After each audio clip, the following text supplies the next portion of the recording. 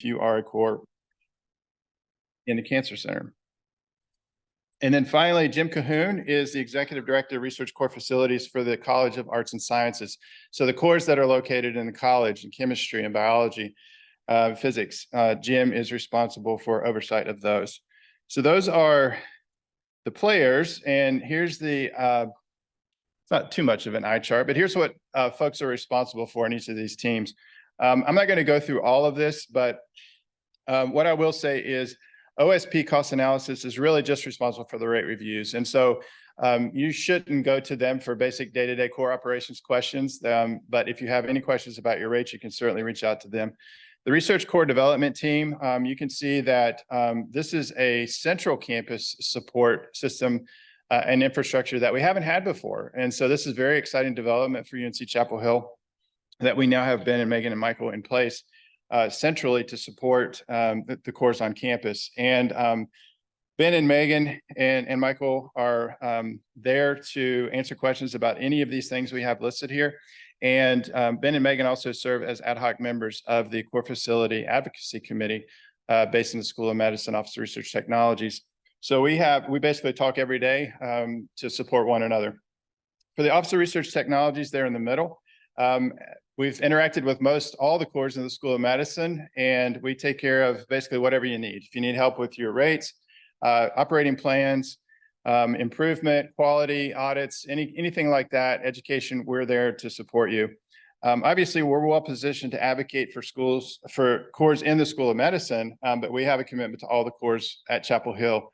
The other thing I want to point out about the Office of Research Technologies is we have a budget. And so most of you probably are aware that we have a couple of RFAs we send out each year, as well as a voucher program, and also have funds available for emergency requests and also career development opportunities for our core directors. The Cancer Center, again, Holly in this role is going to work with all the Cancer Center cores. And if you are located in the Cancer Center, you should reach out to Holly first. You're welcome to reach out to any of us at any time, but she would be your first stop. Holly also sits on the CFAC as an ad hoc member, as well as Jim representing the College of Arts and Sciences. And so we've really tried to build an infrastructure where we're all talking all the time, and we include everyone from campus, Cancer Center, and college as part of the School of Medicine CFAC, so that we all know what's going on any given day. And so there's a topic that's come up recently, and this may apply to some of you, but not all. But we thought it was really important to talk about because a proportion of our core directors are faculty, fixed-term faculty members. And often what happens, and this is why this is included today, it comes up that they're not being promoted as they should be, or they're not being given necessarily the support by their department or center that they really deserve as a fixed-term faculty member. And so we wanted to go over this and give you the information you need to advocate for yourself to make sure that your career is advancing as it should as a faculty member at UNC Chapel Hill.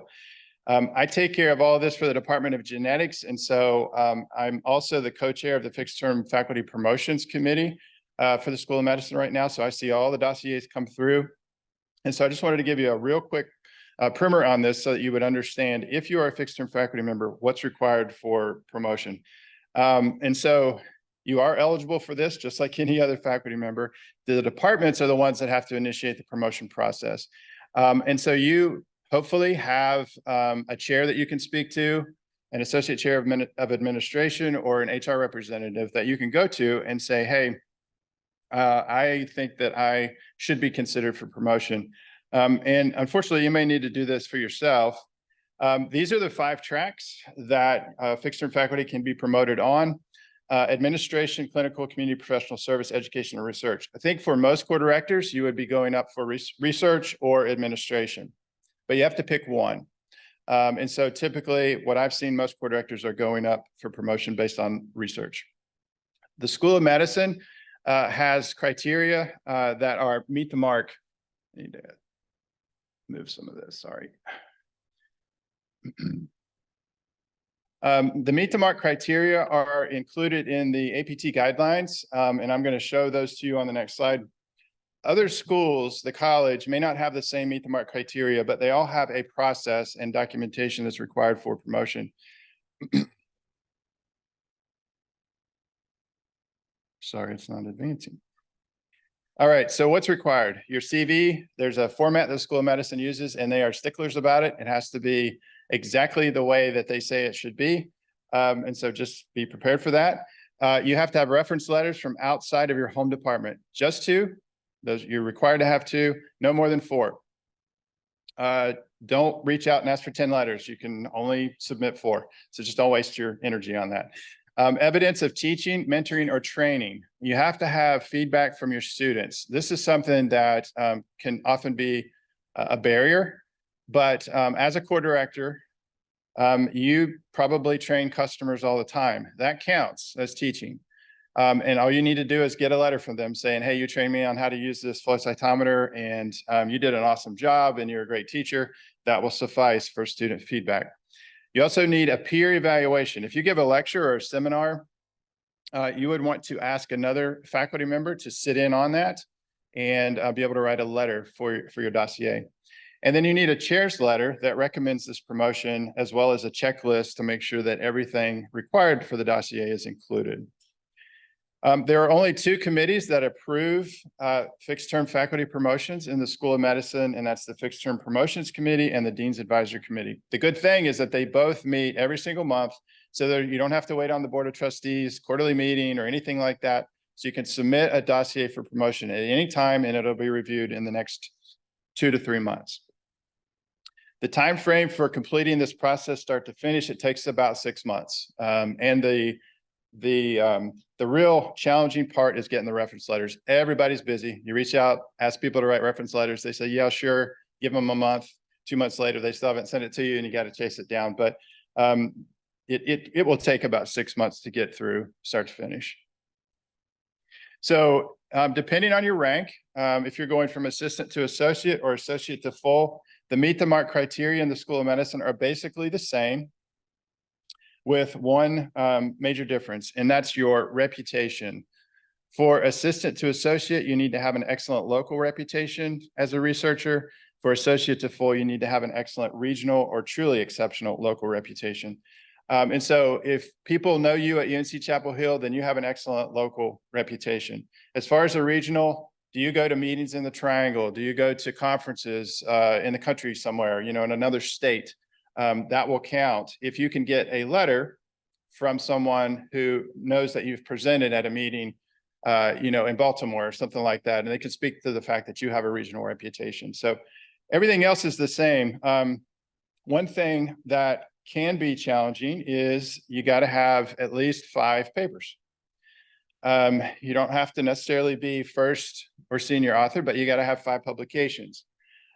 There's no rules around conflict of interest, and so you can publish with people you're on grants with, or your postdoc advisor, or whatever. That's fine, but you do have to have 5 papers to demonstrate your scholarship. And the good thing is, in this iteration of the meet the mark criteria, they added that you get credit for successfully operating a core facility. That wasn't there before, and so that's something we were able to insert into the meet the mark criteria, so core directors get credit for running a good core. And so any questions about this? You should work with your department or your faculty affairs person.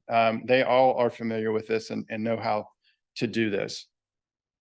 I highly encourage it. Yeah, Mo? Is it that period is only after you have that right there, or somehow associated with the core? Oh, is it timeline? So the timeline is the way the meet the mark criteria go now is you have to be in rank for 3 years.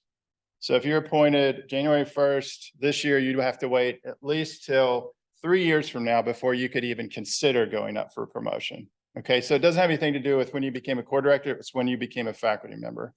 And then 3 years later, you would be eligible to go up. But it's not enough just to serve the 3 years. You actually have to meet all of these criteria as well. Yeah, so the question is about moving from research associate, EHR non-faculty, to a fixed-term faculty member, and how that posting, hiring, recruitment process goes. Yeah, that's a tough one because you have to have an open faculty position. It has to be posted. People have to apply. You have to have enough candidates. You have to have a search committee. All of those things have to happen. Even if the position is designed with you in mind, if there's another qualified candidate that's better, the search committee has to, make those selections. And so I can't tell you the secrets of that process. And it is a tough one. I don't have a good answer for that, but I don't know that it's worth, let's talk about that offline because that's a tough one. One more question, then we got to move on. Ramiro? Sure. So the question was, if I don't want to be faculty, are there opportunities within SHRA or EHRA non-faculty to get a promotion? Yes, there are. There are titles that you can be promoted to. And we've actually been asking for even more titles that you would fit into, right? Because we've kind of had to get creative and say you're a program manager, because that's a higher rank than what you currently are as a research associate. And so the university's been good about allowing us to move people up in both SHRA and EHRA non-faculty. So yes, you don't have to become a fixed term faculty member to get a promotion or more money. You can do it within the track you're in. So since your last appointment, that's the time limit. So, if you've got 5 papers in the last 3 years since your appointment, you're good. But if it's been 10 years ago since you were appointed, you got 5 papers, you're still good either way. Yep. All right. Next topic, data management plans. Anybody heard about these? We've probably heard about them, but we may not actually understand what we're supposed to do about them as cores. And I don't know that I have the end all and be all answer for you here today, but I wanted to make sure you were familiar with the terminology and the fact that it's probably a good idea for you to do this as a core. The NIH put a policy in place, started January of this year. Applies to all research, and there's a requirement to have a data management and sharing plan in your grants when you submit. You can see the definition for scientific data there. If you read through those, what you will notice is that as cores, you generate scientific data. That's your job. And so if you're generating the scientific data that's going into a grant, you should have a data management and sharing plan associated with that. Okay, so that's the basic concept. Does any core in the room have a data management sharing plan? Has anybody put one together yet? Okay, it's kind of halfway raising hands, maybe not. So let's talk about what it looks like. So you're a little bit different. Yeah, if you're not generating data as a core, but you have your customer base that's actually using your equipment to generate data, they have to have a data management plan. But you wouldn't necessarily have to have one in that case. So the 6 elements of a DMP, you can see here are the plan elements. So the data type, related tools, software, or code, the standards, data preservation, access, and associated timelines. That's very important. Access, distribution, or reuse considerations for the data, and then oversight of data management and sharing. And then on the right, it kind of goes through the definitions of each of those things. This is from an article that was published writing the data management and sharing plan. There are a lot of resources out there for you to go, just Google it and you can find plenty of articles on how to do this. Currently what's happening since January of 2023, if anybody's sat on the study section, you will review a data management plan in a grant, but you won't necessarily consider it as part of the final score. So there's a trial period here that they're running to get through about a year of study sections to see if this works, how they need to fine tune it. You can also put a budget in place for your data management plan if you need to pay for storage or hours for people to work on this. So as a core, why would I need to do this and how do I do it? Well, there's a tool out there called the DMP tool. The website is there.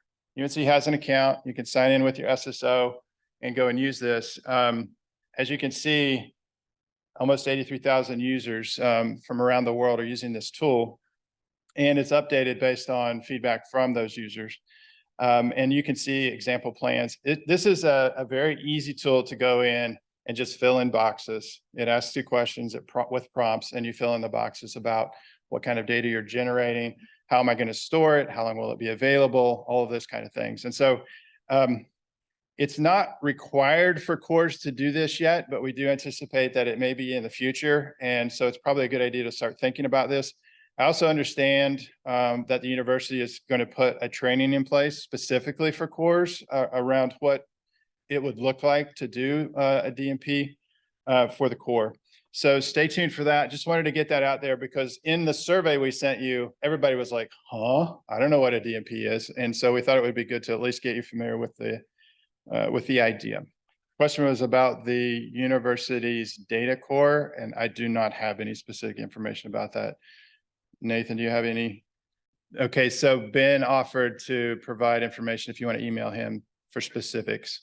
If it's him, and that's the other thing. So this is starting over November. Yes, I agree with that. So related to this particular topic on data management, data storage, data cores, it links into rigor and reproducibility. And what I first wanted to say is thank you for the rigorous work that you do, but also thank you for posting rigor and reproducibility plans on your websites. What I will tell you is that we are now the standard for developing rigor and reproducibility statements within ABRF, the core community.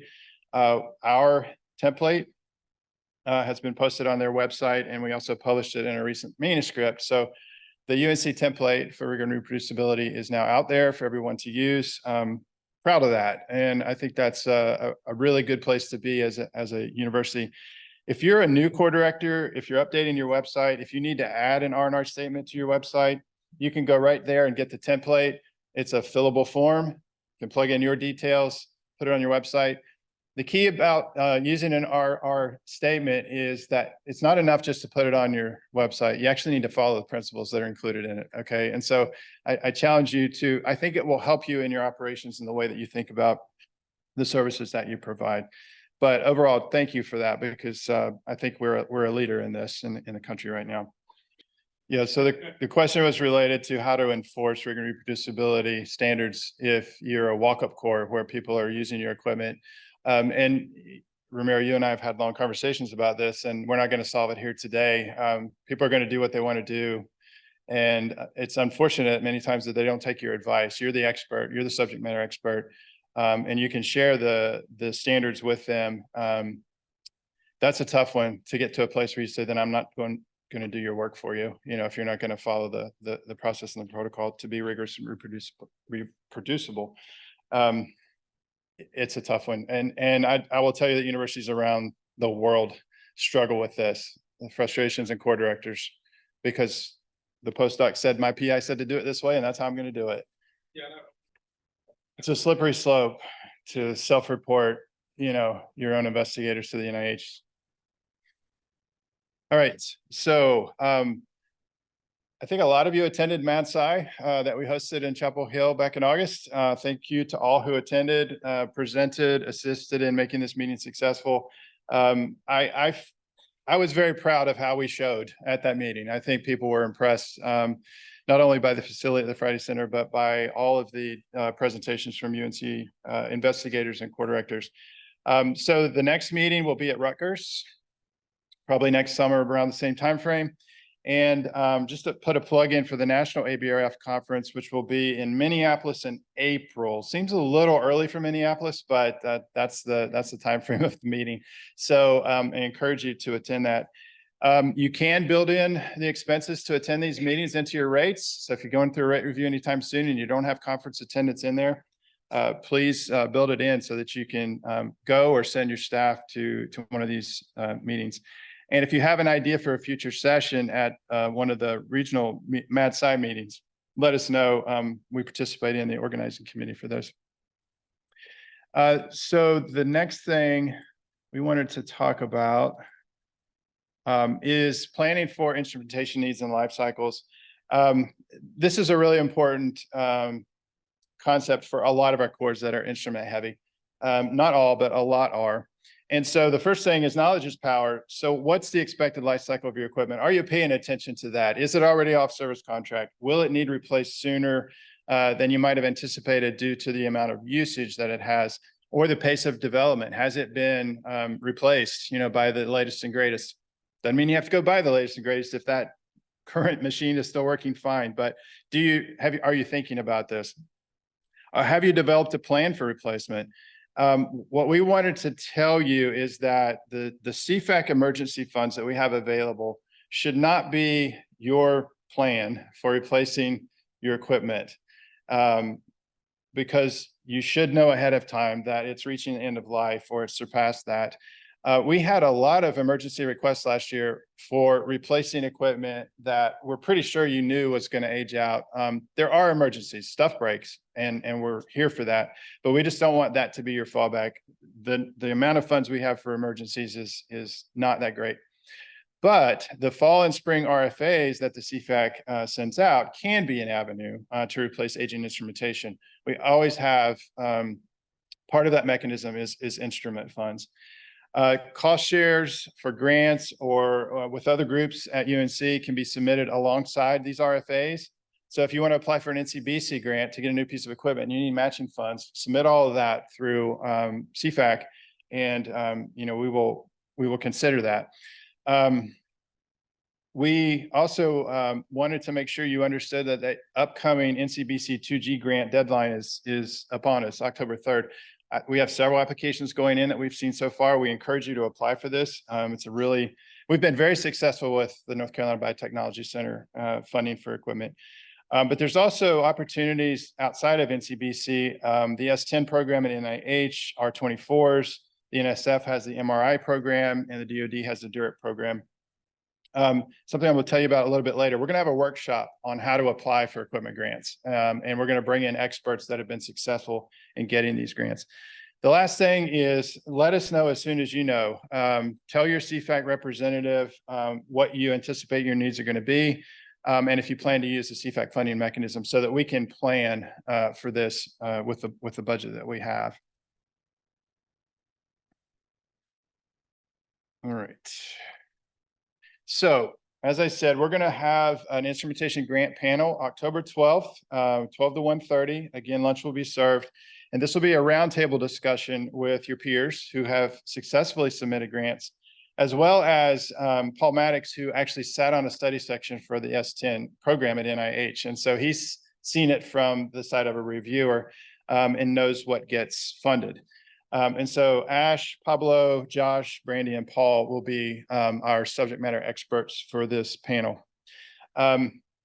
This is open to anybody at UNC. We're going to ask for RSVPs just so we can plan for that.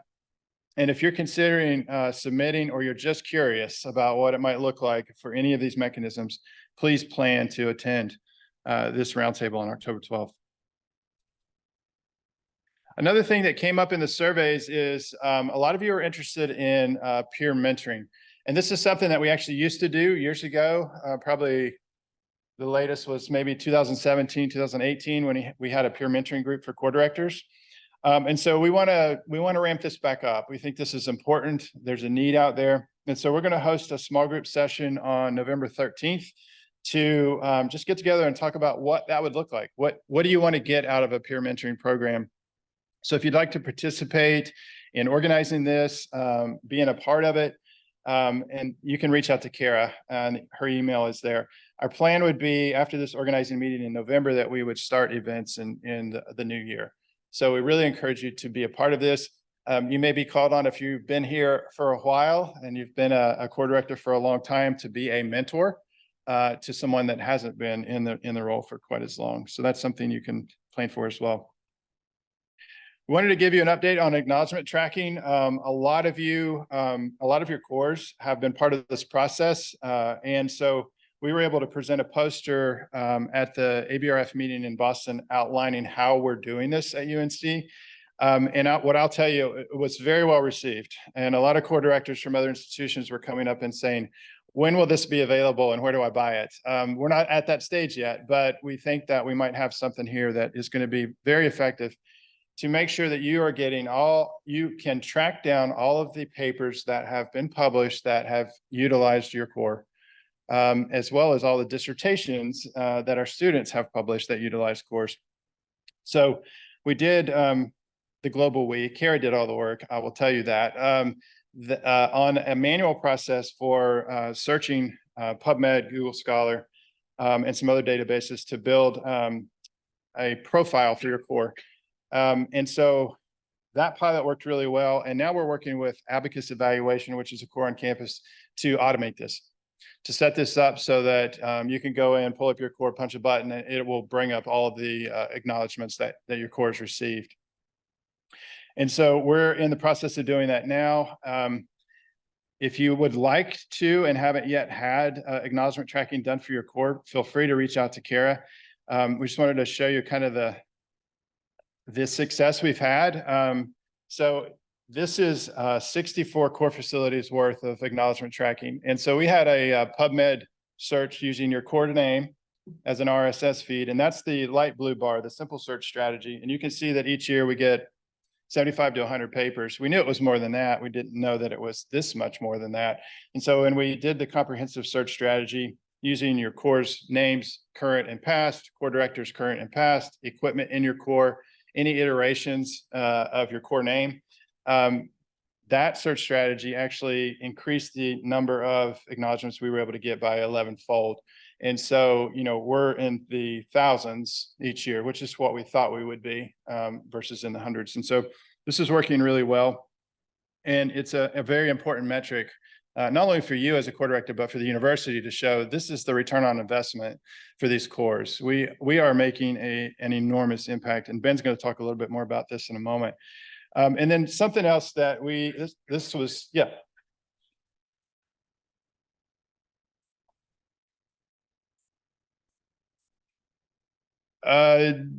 Probably would take a little bit longer to, we're not using dimensions for the data I just showed you or the altmetric, but what we did with Abacus was they used dimensions to replicate what we did, and it was 95% overlap. And so we know that that tool will work. The bonus here is that dimensions won't pull the dissertations, which is this slide. And we think that's really important. We all have an educational mandate, right? Where if we work here, we should be doing education. And our search string using Google Scholar and PubMed, in addition to dimensions, we were able to pull in almost 2,500 dissertations that have cited cores. And what you can see on this map is that there's 190 institutions around the world that cited UNC cores. So you may not even be aware of that, how many students have utilized your cores and cited them. So if we put all of that together, use all of those databases, we can get a complete picture of anything that might be out there. Even when you have a paper that doesn't acknowledge or thank the core at all, if it's not mentioned at all. That's one of the issues we're trying to overcome, right? And so if your core is not cited by the authors, that's why we put the instrumentation in, because then we can say, okay, we know that in Ramiro's core, he has this model of the flow, and so they must have used his core. And so there's a little bit of curation around that. Right. So that's kind of hard as well. So this is where using Abacus and the AI tools they have available to let the robot figure it out, basically, you know, and sort out that particular, because Carrot spent tons and tons of time manually curating this to confirm that it was actually a real hit. So we hope to be able to automate that. So that's my part. Any other questions about anything I talked about? I know that's a lot of information, but. All right, I'm gonna turn it over to. All right, awesome. Hello, everyone. Hope you guys can all hear me okay. I wanted to just first, before we get started, say a big thank you to Chris and Kara, and just acknowledge the tremendous amount of work that they do to support the cores. I know Kara couldn't be here today, but they work around the clock to help all the cores. I know their marching orders are to help the cores within School of Medicine, but they do a lot to help the cores outside the School of Medicine as well. So just a big thank you for all of the great work that they do. I believe I've met everyone in this room, but for those of you on the call that have not met, my name is Ben Wright. I'm the Director of Research Core Development within the Office of Sponsored Programs. And my counterpart, Megan Kraft, is the Interim Director of Research Core Strategy within the Office of Vice Chancellor for Research. And she couldn't make it today, but she sends her warm regards to everyone in attendance. Wanted to start off with some highlights for fiscal year 2023. We have 110 official recharge centers on campus, and about 125 total research cores. Some of you may be asking, like, what's the difference? We define an official recharge center as a core who receives official approval from the OSP cost analysis and compliance team for their rates. So if you have your rates reviewed and approved, you're an official recharge center. And then we have 15 or 20 other cores that we consider research cores across campus. In fiscal year 23, our cores generated $43 million in revenue, and this is a great trend that we're seeing. In fiscal year 2022, that number was 41 million, and there was almost a $10 million increase between fiscal year 19 and fiscal year 2023. So you guys are doing great work, and you guys are on a great trajectory in terms of the revenue that we're bringing into the university. In terms of the impact of that revenue, the research that was supported, the cores across UNC provided services for over 700 labs on campus. Cores provided services for over 40 external universities and 40 external businesses. So it's important to see you guys are doing tremendous work, not only on campus, but outside of campus as well. I mentioned that total revenue for fiscal year 23 was $43 million. Of that, $35 million was internal revenue, and $8 million of that was external revenue. That's just about the historical split that we've seen between internal and external revenue. But as both of these numbers increase, that means our external revenue is going to be increasing as well, which is a great trend to see across campus with our cores. In terms of sponsored research, so when we look at that $35 million in internal revenue, there were over 2,100 projects charged for core services in fiscal year 2023. So that's a great way to see the impact that you guys have at our research here at UNC. Based on those direct charges to projects, $7.6 million was generated in F&A. The last metric needs to come with a bit of a disclaimer because it is a huge, shiny number. But the total impact to research was $1.6 billion. And how we calculate this number is we take all of the projects and awards that were charged by cores, and we take the total dollar amount of all of those project and awards and add them up, right? So you may be asking, like, how is that number 1.6 billion for fiscal year 23, and we only had, 1.2, $1.3 billion of actual awards? The number is skewed a little bit because it contains award amounts that span time periods greater than just fiscal year 23. But it's a great way to show the impact that you guys are having. I like to say, I did not invent this statement, I stole it from somebody, but our core facilities are really the backbone of the research infrastructure here at UNC. And having data like this in our back pocket and having metrics like this that we can reference really enables us to advocate for you guys at the university level. Whenever you go to leadership with any kind of initiative, the first question they ask is, where's the data? Where's the data? Like, what data do you have to support this? And we're really excited that we're beginning to get our hands around this data. And these numbers are more just to show that we have the ability to calculate these numbers and to generate these metrics. I will say, if any of you, like at the core level, are interested in developing metrics or gathering data for your core specifically, feel free to reach out and we'll be happy to explore options to get our hands on that. I know there are several ways that you guys have. We may have an additional way in the accounting system to gather data. So you never know. Feel free to reach out and we'll be happy to help talk through that. In terms of the research core development team itself, Megan and I performed 58 core tours this year. So from March through July of this year, we went out and visited 58 core tours. I see many of you in the room. We came and visited, which is awesome. And it was a great opportunity for us to walk through the core space and understand what you guys do on a daily basis and understand your pain points and challenges that we could see in person. And I just wanted to say thank you for those of you that sacrificed your time, your hour, 2 hours, even 4 hours in some cases of your day to allow Megan and I to come out and tour the space. And in my case, to ask really dumb questions about science stuff that I don't know about. So we really do appreciate that. And if we didn't get you in this first round, we are planning on doing a second round of core tours beginning in calendar year 24. I will put out a shameless plug. The UNC Symposium for Research Administrators is coming up Thursday, September 27th through Friday, September 28th. And I know that historically, most of you in this room wouldn't really be concerned or wouldn't want to attend the Symposium for Research Administrators. But this year, we're going to have 4 presentations that are specifically geared to core facilities. We're going to have some RCD updates. We're going to have a presentation on rate reviews, presentation on contracts with external customers, and then presentation on iLabs. So if any of you are more interested in that, feel free to go to this link. You can just Google UNC OSP Symposium, and you can register. I think in-person attendance is already booked, but there is an online option. And these presentations are going to be anywhere from like 30 to 45 minutes. So the time commitment will be minimal.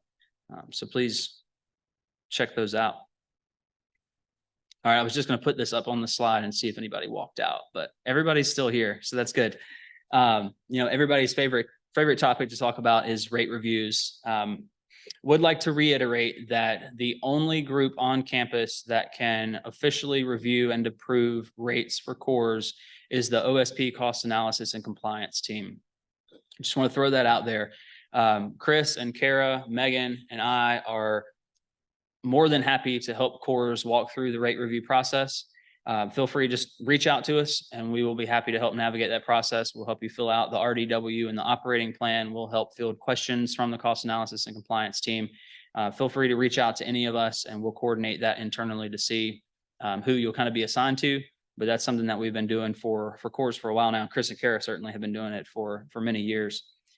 We have been working closely with the cost analysis and compliance team on streamlining the rate review process. We know it's kind of a black box and a frustrating process for most of you, and we've been trying to improve that and work with the cost analysis and compliance team to improve that. From our end, we have seen a lot of improvement in the turnaround times and the response times and the transparency of the process. We hope that you guys have experienced the same, but if not, please let us know. We know we still have work to do, but if you guys are still experiencing any issues or challenges, frustrations, etc., let us know.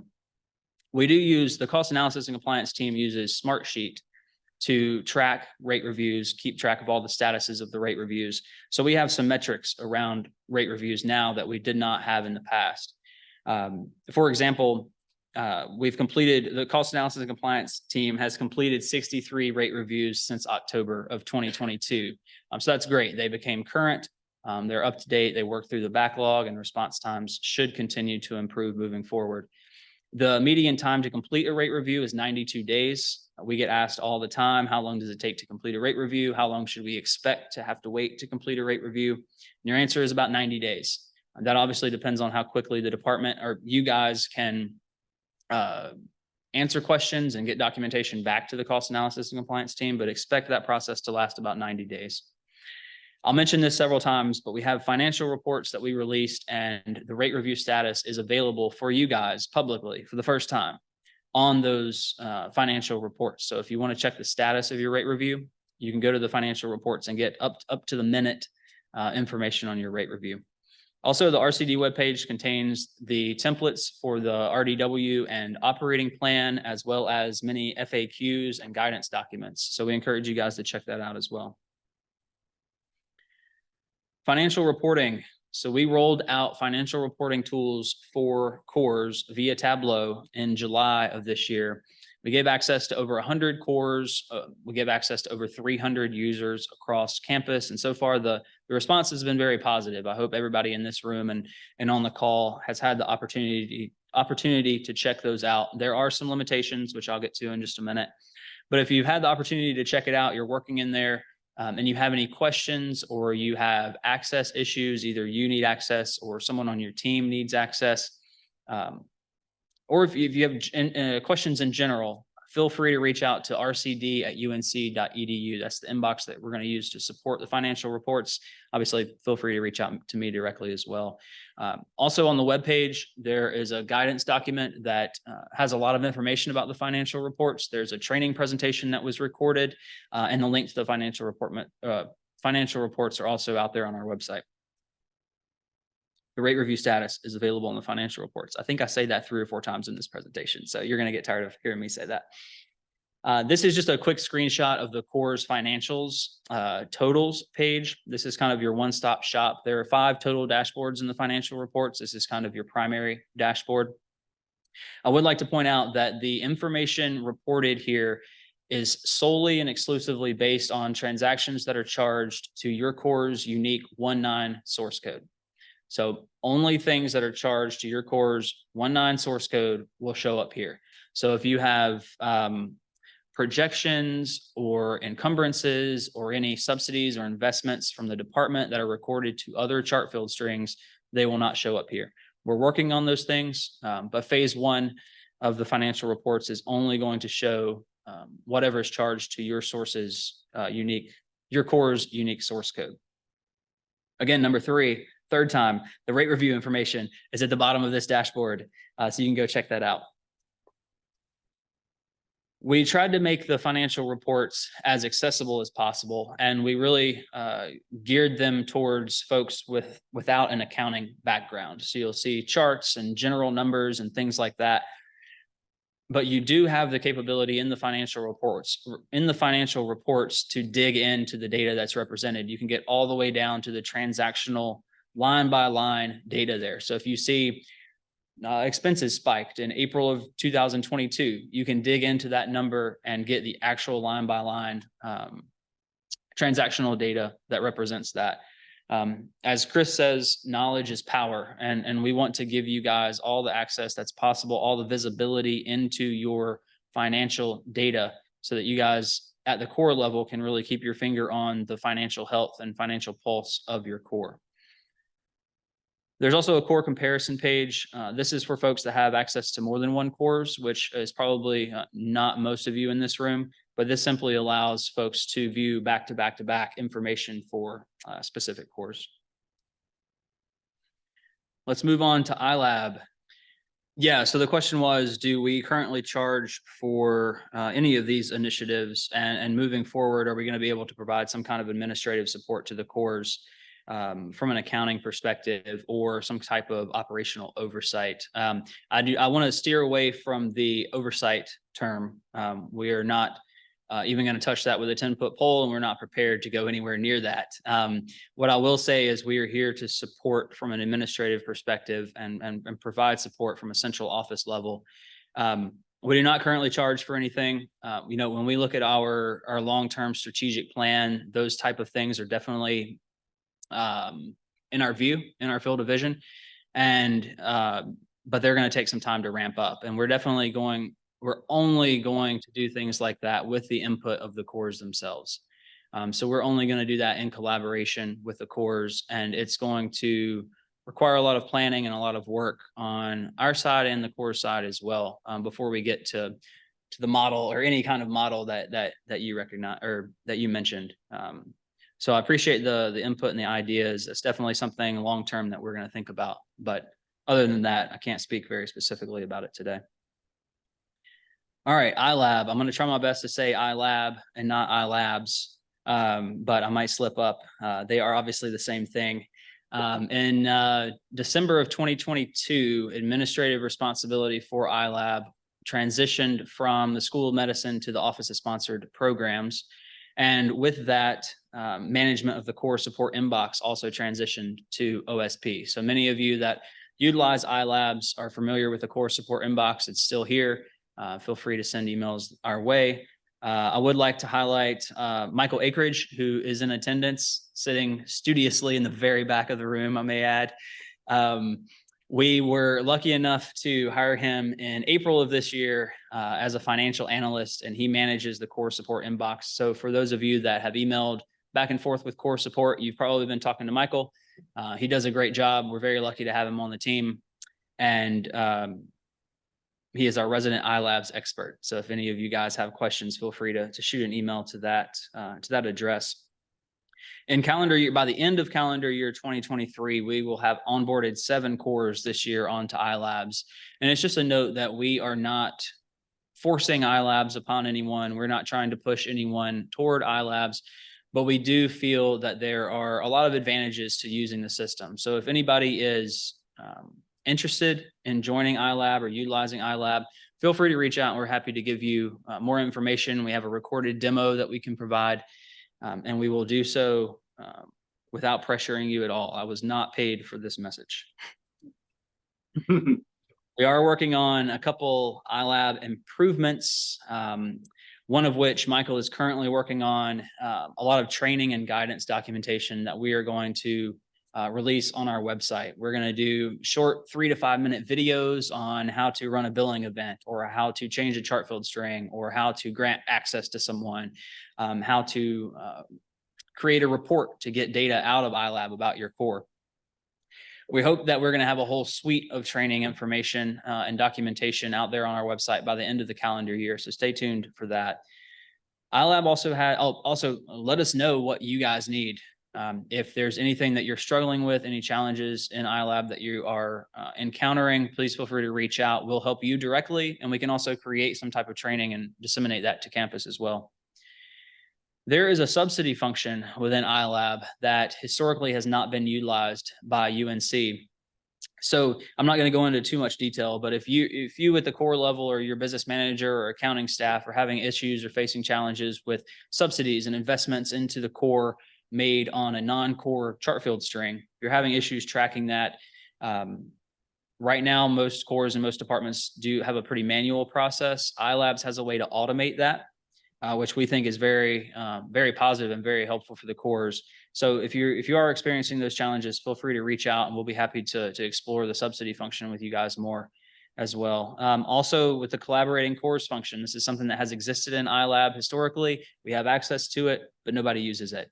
And this is for cores that work alongside each other. If you have 2 cores that work alongside each other in the pipeline, they may process the different parts of the same sample, or do different things to the same sample. The collaborating cores function allows you to work together on requests and update statuses and that sort of thing, as well as allows you to send one invoice to the customer for both cores. So I know right now we've heard of cores that are invoicing and charging other cores for services, and vice versa. This will help kind of streamline and automate that function as well. So feel free to reach out if anybody's interested in that. We also have created an institutional landing page within iLab, and this is going to be a great place for our external cores to come essentially view a list of all of the cores at UNC. There's also a search feature where they can search on pieces of equipment or services, and we really think this is going to be great for the external marketing piece that we've got a lot of feedback from our cores on. I will say that this list contains both cores that utilize iLabs as well as cores that do not utilize iLab. So there's a section, and we added all of the non-iLab cores on there as well. So we've done a lot of work on this in the past month or so. We are hoping to roll this out in the next couple of weeks. We'll be sending out email communication and let you guys know when that is ready to go. Mentioned a couple of times the RCD webpage. The link is here at the bottom of the screen. If you Google UNC OSP RCD, I know that's a lot of letters, but it'll pop up. There's a lot of great information out here on the webpage for you guys. We try to keep it updated. If there's anything that you guys would like to see there, please let us know, and we'll be happy to either create training or create some sort of documentation around it. So we're more than happy to know where our shortcomings are in terms of training and documentation and disseminating information and that sort of thing. Here's a screenshot of the RCD webpage of the resources tab, where you can see the resources that we have. Please feel free to check these out. We encourage you to take a look, and we will actually be doing a wholesale change of the OSP website, and the RCD webpage will get updated along with that. And we hope that the functionality and accessibility of that is going to improve here in the near future. Last but not least is the asset and equipment database. I know this was one of our first initiatives that we identified, last year when we began the Research Core Development Initiative. And frankly, it has not gone according to plan. We have hit a lot of roadblocks and a lot of speed bumps, but we've recently, I feel, we've turned the corner. I know that's a cliched phrase, but we are turning the corner. And we're working with ORIS, the Office of Research Information Systems, to create a homegrown system that we can use as an asset database. We're planning for this to provide the ability to record and track equipment as well as service contracts or maintenance agreements. We hope as an end result, this is going to result in greater discounts, more purchasing power with the vendors, and hopefully reduce the costs on the cores for equipment and purchase or renewal of service contracts. We also, as Chris mentioned in his slide, we hope this will provide the ability to better forecast for replacement equipment as well as the renewal of service contracts as well. The primary one was, I'm sorry, the question was, what kind of roadblocks did we hit along the way when working through and developing this asset and equipment database? The primary roadblock was just the amount of data that we have to capture to make it work. I mean, if you think we have 120 cores, 110 official recharge centers across campus, we have to capture asset information for all of those cores, service contract information for all of those cores. And unfortunately, that's not all readily available in our accounting system. So we came up with a couple of solutions on how to capture that data. We want to be sure that we are reducing as much as possible the administrative burden on the cores. When we do capture that data, we want to be able to capture as much as possible ourselves. So we're not asking you guys to do a bunch of work. And that we thought we had a plan in place, but frankly, it didn't work. So that was our biggest hurdle. We've also been going back and forth on whether or not to purchase this software from an external vendor or create it in-house. We ultimately agreed that we are going to move forward with creating it in-house, which gives us more power, more flexibility. So we're excited about that. It's just the fact that now we have to create it. That's a great question. Our primary objective is for the database to house information related to assets within the cores. That's phase one, probably phase 1 through 5. Depending on how it goes, it will be a UNC system. So we could open it up to campus non-core activity, but it's too early to call and make a commitment there. Yeah, absolutely. The question have we considered bundling together insurance for the cores? That's all in play here. I think the important thing for us is to get our hands around the data, and that's our biggest challenge. But once we have that data, I think a lot of opportunities are going to open up, like the bundling of insurance, et cetera, that we'll be able to really jump on and hopefully realize some cost savings. Oh. Anybody else? That was the end. I'll go to the question side here. Any other questions? Sure. And the question was, how do we limit, what we'll call non-essential purchases of equipment outside of core facilities that ultimately eat into the customer base of a core facility and make it harder for core facilities to operate, essentially. I mentioned in one of your other questions that we want to steer away from the oversight word because we're not in a position to provide oversight, but I think we are in a position to advocate for the cores on your behalf. Ultimately, in a lot of cases, it's going to be the department's decision on whether or not they want to purchase this piece of equipment. But what we can do is advocate on the cores' behalf. We can get data in front of the departments to say, hey, this may look great right now, but the data doesn't support the usefulness of this purchase, right? Or how are you going to pay for the service agreement on this purchase in 3 years? How are you going to ensure that you have the volume to support this purchase of equipment in 3 years? So those are all things that we're thinking about, and hopefully we will have the ability to greater influence decisions in the future. But like I said, once we are able to get that data in our back pocket and have that on our side, I think that's going to hopefully kind of enlighten a lot of the purchasing decisions that are made. Right. Yeah, that's definitely something that's on our radar. Chris and Kara have been battling that for years now. I'm hoping that in the future we can have the data to support decisions and bring this sort of stuff to light. So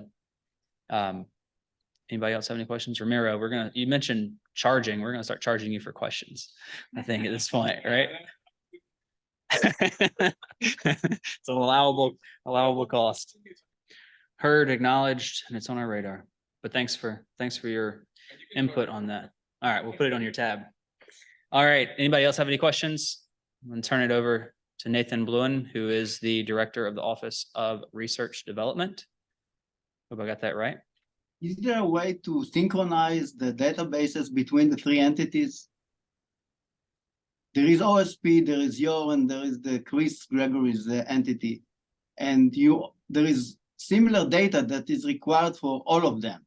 So why don't you make a simple system that we don't have to report 3 times, and that the data that's available to one will be available to the other? That's a great question, and that's something that we are going to explore.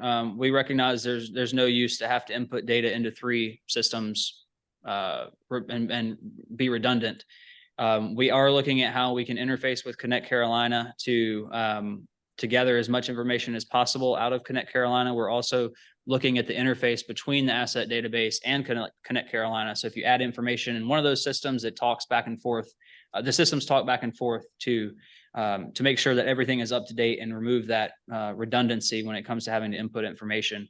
We're also going to look at maybe shadow systems that the departments have been traditionally using as well, and think about how we can incorporate those into the database. So that's a great question, and definitely something that we're going to think about as we move forward with the database. All right, I'm going to turn it over. Thank you, guys. Yes. Hi, all. I'm Nathan. I work in the Office of Research Development. I don't work in cores, but my very first STEM job was in a lab as a lab administrator, where we had a proliferation of people who wanted to buy their own AFMs and SEMs because they couldn't get the dedicated time they so thought they rightly deserved. And we had an ongoing problem with equipment proliferation. Course trained them, very dubious fidelity when it came back to the lab. So I'm sensitive to those issues as well. So why am I here today, and kind of what is research development? We sit in this sort of meta space between sort of faculty idea and written proposal. We share a lot of responsibilities with our colleagues at School of Medicine, Office of Research, and various other people in the colleges and units throughout the university. We sit centrally to UNC. I report to Penny, and my team tends to get brought into a lot of items around cost share discussions and other sort of research, sort of institutional resource priority and priority discussions. And the reason I'm kind of here today is over the summer, Ben and Megan and I and Chris as well kind of got together and we're brainstorming a little bit about strategy. About balancing and maybe even process to help with applications to the federal government for equipment requests, right? So your SIGs, your S10s, your DURPs, your MRIs. And we kind of looked at existing university processes, so not to reinvent a database or reinvent a system. Basically, my team, we administer on behalf of the university the limited submissions peer review process, right? Anytime a sponsor says you can only put one in from an institution, it's my team that helps organize faculty peer review to help make those internal selections. So we got to thinking, well, we already have this process in place. We also worked with our good friends at Oris to scrape 10 hours of programmer time to help us build a database. Because not only do we oversee limited submissions, we also do a lot of internal funding distribution. We have no way to track it. We have no metrics. It's very annoying because you can't. How do you then demonstrate to leadership that you're having an impact? A long way of saying we finally got around to getting a database or a proposal management system that's been really effective for work process and then reporting, frankly. So what we thought we'd want to talk to you all about is a pilot process, right? As a way to help the research core development team, think about balancing load, balancing priority, balancing sort of institutional support for big pieces of equipment, small pieces of equipment, and kind of understanding at the proposal stage, kind of what's being requested. This is really acute, obviously, when you have, again, I'll point to an SIG. When there isn't an institutional limit, anyone at anywhere the university can make an equipment request. And there have been absolutely very similar types of equipment being sought after from quite distinct areas of the university and for quite distinct research purposes, but very much on paper and likely at review would look very similar to a reviewer. So genesis for this process, this pilot process that we're thinking about is, what if we did sort of a limited submission, but for, equipment grants to help an internal team really kind of balance portfolio, letters of support, and these kinds of things. I really want to underscore, it's not our intention to be a gatekeeper to equipment requests. It is really a way to deconflict, proposals that are otherwise eligible to go out, just to really ensure they have the best chance of success. At the end of the day, we want more MRIs. I want all 3 of those slots filled every single application cycle, and I want all 3 awards. I want every SIG that we submit, to have maximum impact of funding every S10, every space up fit. We want to be winning those. But if we're in some way disadvantaged because we're putting extremely similar types of applications, boy, it'd be nice to help kind of manage that up front. And just help the faculty, frankly, kind of think through the entire life cycle process of the thing they're trying to acquire. So that's where we're coming to you. I know many of you who do have faculty appointments. You are probably often the PIs on these equipment requests.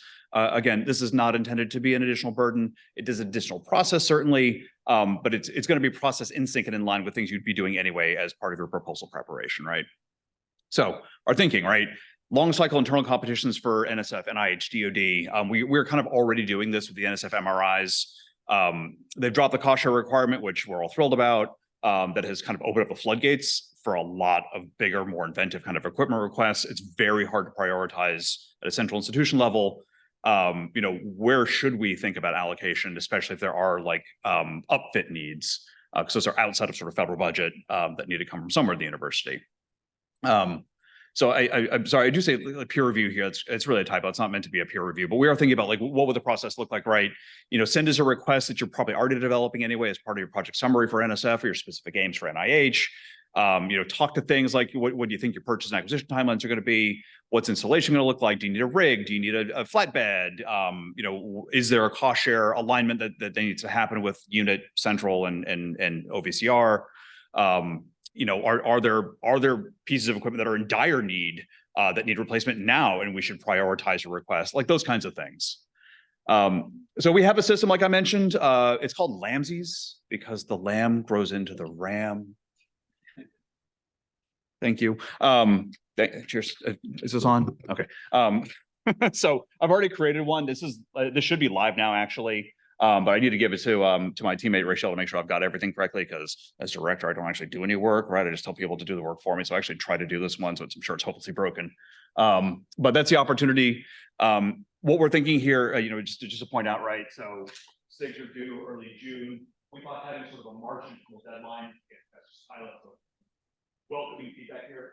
Thinking about a March sort of internal deadline for, we'd love to see obviously the PI, but co-collaborators, kind of standard things you'd see broadly describing, an NIH proposal, but not as detailed. We're not looking for your full, I don't need the full thing.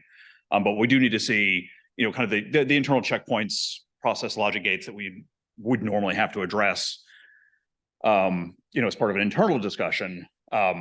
The idea being, we'll capture this all in LAMSES. It's going to give the leadership community a much better sense of like what's coming down the pipe for a June deadline. We'll be able to do this kind of on cycle and think through that, oh, maybe you guys just aren't ready yet, or this need is super urgent. Let's have you go for March or June rather than another point of the cycle.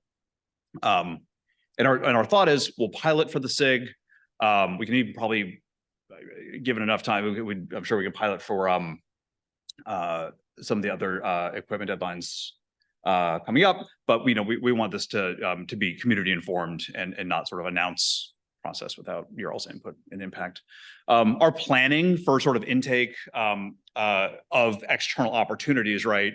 We are constantly sitting on broad agency announcements. We're constantly sitting on state bulletins of equipment opportunities that come out from Raleigh. Into a spin, we have an equipment and limited submissions a thing that just dumps funding opportunities into us that we've set up now for equipment grants as well. I also have a member of my team who just sits on NIH Council all day long and is drawing down information from council meetings. So when there are sort of new equipment opportunities, and I know that they're pretty few and far between, but every so often they do hit. But gathering them there, NSF is feeling flush right now. They got a bunch of walking around money. I would be shocked if there's not more like direct buy this piece of thing off the shelf. Boom, it's going to get very exciting for people, I'm sure. And then we take that, we process, we build up, a sort of internal call, whatever you want to call it. And then we submit that. I'm sorry, we broad blast that out to campus. We have a bunch of limited submissions listservs. We'll be getting this email list from you all, as well as our newsletter fundamentals, which you'll also be spammed into. Yeah, and then targeted channels, if there, I don't know if there's like a separate meta, like faculty core equipment. I mean, I would normally send things to Jim Cahoon anyway, and those folks. But if there are other targeted channels or other super user groups that we should be having these sent out to, please let me know. Super easy to add. That's it. I'm a walking commercial kind of. That's our astronaut, UNC Zena Cardman. We hosted her. I'll never not show this picture. Because yeah, UNC has an astronaut, state has an astronaut, and that's it in the triangle. So suck it, Duke. All right, Kickstart. Or I'm sorry, any questions before? There'll be a follow-up email. We've already drafted an internal kind of like pilot call that you guys can tear apart and you shit on, dump on if you want. So just stay tuned for that. Good afternoon. My name is Jeff Speakman. I work for Kickstart Venture Services, which is a division of Innovate Carolina. And specifically, I run the Kickstart Accelerator Lab, which is for companies that have been, most of the time have been started up by university faculty and at some level have are licensing intellectual property back from the university. This is the team. I'm going to run through this really fast because we're pushing time here. This is our team. And really the basic function of Kickstart Venture Services is to provide support to these emerging startups at the most basic level. So mentoring, connecting with investors, connecting with service providers such as you all, helping them develop business plans and launch, and hopefully these businesses will be successful and the university will realize funding, additional funds through the additional licensing of the intellectual property. I'm going to skip this and just go right down to the lab. So the Kickstart Lab is located in the Accelerator Lab is located in the Genome Science Building, which we're completely surrounded by lots of core labs and science departments around campus. The accelerator is currently, I think, has got 9 companies in residence and 7 that have graduated from the space. A company can come in and they're allowed to stay for up to 3 years on campus. At the end of 3 years, they have to leave. So you can see our current companies and the graduates. And again, all of these are almost without exception are faculty-led startups. We occupy 7,500 square foot space in the Genome Science Building. The lab opened late in 2019, smack in the middle of the pandemic. So the launch of Kickstart was actually a little bit, or the Accelerator Lab was a little slow. But now we have 8 companies in the space, and we have 4 or 5 additional companies coming in. And just sort of a blueprint of our lab and everything. We have a bunch of shared instrumentation and shared lab space, as well as private lab space and open bench that companies can work out of. And this is our, sorry for the list, but this is our shared equipment list. And so generally speaking, when a company needs access to equipment that we don't have, we're sending them out to you guys. And to the extent possible, trying to use the website through the School of Medicine to find the right core lab to send people to. But that's where we're at in terms of equipment, lab space. I'm just going to run through these real quick. Shared equipment labs here, tissue culture space, molecular bio, autoclaves, so on and so forth. And amenities. So pretty much it operates very much as a shared co-working space, and that includes the coffee and the meeting rooms. So when Megan and Ben first approached us a few months ago about some of the initiatives that are going on, we were pretty excited because consolidating some of the information, getting the new websites up, is going to better allow us to provide information to our customers, which are these startup companies. So we're pretty excited about that. If anybody would like a tour of the lab, feel free to reach out to me. Or if you want to know more about Kickstart Venture Services, you can reach out to my director, Maria McKee. So most of these folks are working off of federal grants, phase one SBIRs, STTRs. So they should get the external academic rate. Any other questions? Okay, thank you. All right. That's all we got today. Thank you to Jeff and Nathan for coming to speak. We really do appreciate that. We are going to email out these slides to everyone. So everyone will have access to the information and links that were in the slides. We will also email out the recording of this presentation. We'll make that available via our listservs as well. So again, a big thanks to Nathan and Jeff, and for all of you for attending. Big thanks to Chris and Kara for setting this up and all the hard work that they do as well. So any last questions? All right. Thanks everybody for coming.